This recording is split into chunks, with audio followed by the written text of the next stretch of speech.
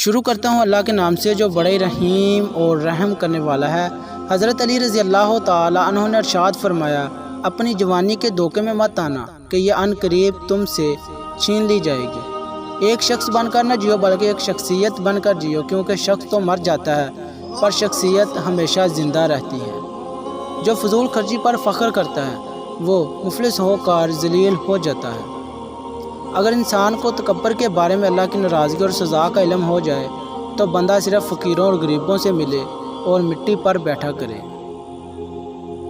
حضرت علی رضی اللہ تعالی عنہ سے پوچھا گیا کہ کیسے پتہ چلے گا کہ کون کتنا قیمتی ہے؟ فرمایا، جس میں جتنا زیادہ احساس ہوگا وہ اتنا ہی زیادہ قیمتی ہوگا۔ مصیبت کے وقت بھی مطمئن نظر آؤ اور مشکلات کے باوجود خوش باش رہو۔ اپنی زندگی میں ہر کسی کو اہمیت دینی چاہیے۔ جو اچھا ہوگا وہ خوشی دے گا اور جو برا ہوگا تو وہ سبق دے گا۔ برائی کو خود میں اور اچھائی کو دوسروں میں تلاش کرو، یہی انسان کی سب سے بڑی اصلاح اور اس میں ہی فلاح ہے۔ اگر تم اپنے علم پر مغرور ہو تو جہالت کے لیے یہی کافی ہے۔ اپنی زبان کی تیزی اس ماں پر مت چلاؤ جس نے تمہیں بولنا سکھایا ہے۔